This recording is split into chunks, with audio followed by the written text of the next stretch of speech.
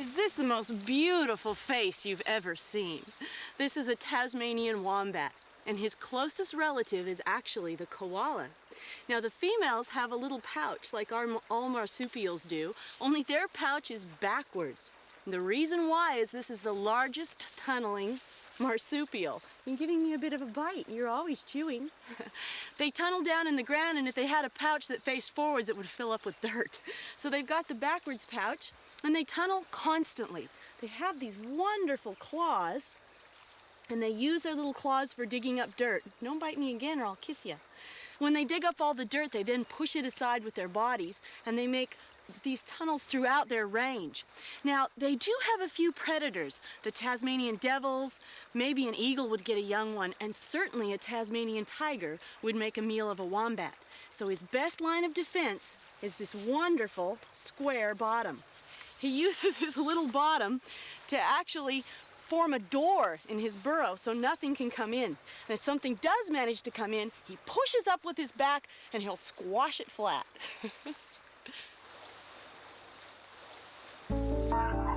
Everywhere we travelled, we were never far from the local wildlife. These wallabies were grazing in broad daylight, only a few metres from the edge of the road on our way through the Tasmanian Central Plateau. On the mainland, they sheltered from the sun for almost the whole day.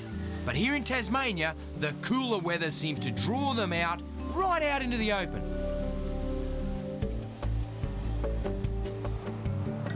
The area we're heading to around Cradle Mountain is one of the wildest, most untouched parts of Tasmania. And if the Tasmanian tiger still survives, it's another good place to be ready for a sighting.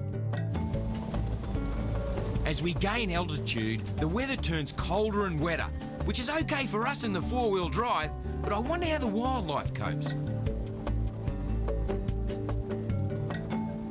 The lodge is virtually the only center of civilization in just about the entire Cradle Mountain area, and a good base to explore the Highlands. The Highlands region is one of the most untouched parts of wilderness in the whole of Tasmania. It's a haven for many species that are declining in other parts of Australia. Have a look at this. The spotted-tailed quoll, the largest member of the quoll family. One of the theories about the survival of the Tasmanian tiger, the thylacine, is that remnant populations may still be concealed in this rugged area. The tiger certainly shared much of the same diet as the quolls and other carnivorous marsupials. This quoll's brought down a rabbit, one of Australia's introduced pests. He'd been watching us warily ever since we'd arrived in his territory, but eventually decided we were no threat and ignored us to finish his meal.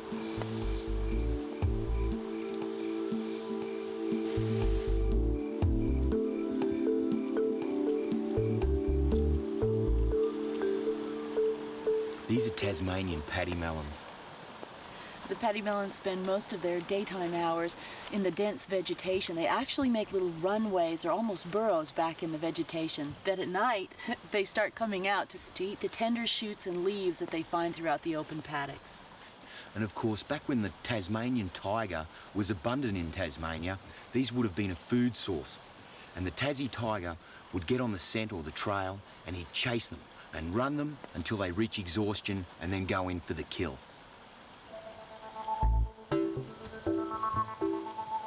While we're in one of Australia's great wildlife refuges, we thought it was worth trying some night spotlighting. At night, you get to see another side of the wilderness. Animals that were hidden or lethargic through the day are full of energy after dark.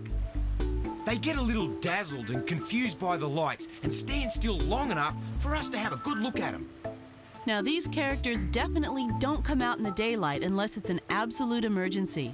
They spend all day curled up in a nice snug hole in a tree. They're brush-tailed possums, and this is one species that's doing well both on the mainland and here in Tasmania.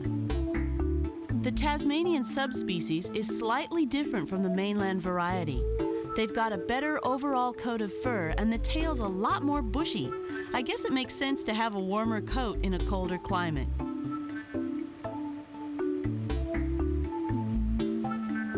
brush-tailed possums are fast, agile climbers. It's one species that has proven to be quite at home, living alongside humans. The common brushtail even lives in densely populated cities, and they're really easy to make friends with. But just the same, you should be careful with any wild animal.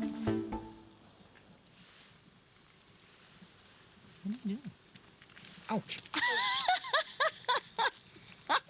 That possum just bit me on the nose. Definitely a wild animal. The Tasmanian wilderness is an environment so rich in wildlife that we've almost come to expect a new sight around every corner. But what came next surprised both of us. Reptiles are Steve's specialty, but even Steve's never seen anything like this. Check out that. Wow. Tiger. This guy's huge. You be careful. Yeah, mate. Oh, man. What a beauty. That's the biggest tiger snake I've ever seen. He's incredible. Now, this is more classic why they'd be called a tiger snake, because you can see they've got those wonderful stripes all the way down. Now, you stay here for a minute, buddy. Careful, mate, careful. You stay right here. We just Very want to have a look at you. The tiger snakes of Tasmania can be this classic, beautiful stripe color, or they can actually be a darker color, like almost solid black, and they can even be a golden color, which is just beautiful. Now, this isn't something you want to do when you're in Tasmania, just walk up to a tiger and grab him by the tail, but I'm going to let him go on his way and just appreciate how gorgeous he is. I reckon he's been down here having a drink. I think so. Yeah. He's enormous. I tell you, I'm a little bit intimidated. Isn't he great? Beautiful.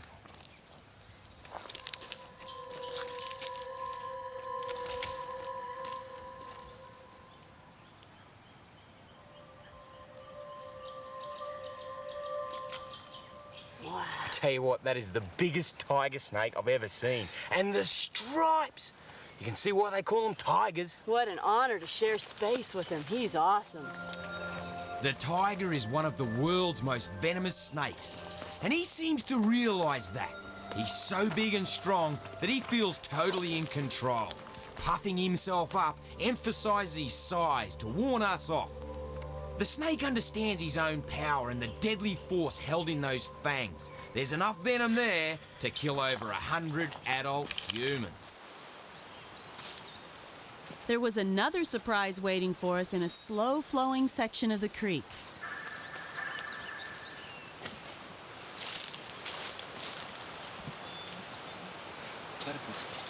The platypus is one of Australia's most amazing animals.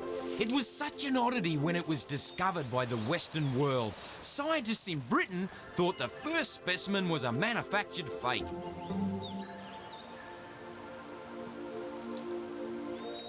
It has a body and tail like a beaver, a flexible snout that looks like a duck, webbed feet with long claws, water-repellent fur, and reproduces like a bird or reptile.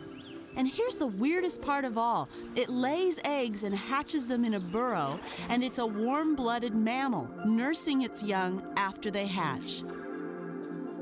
The platypus forages for food on the bottom of streams and lakes. Its incredibly sensitive snout can detect electrical currents and minute vibrations to locate insects, crustaceans, and worms. They have terrible eyesight, but this beauty probably knew we were there through its other senses. On most of the mainland, they feed in the evening and night, but in colder climates like Tasmania, they'll often come out during the day.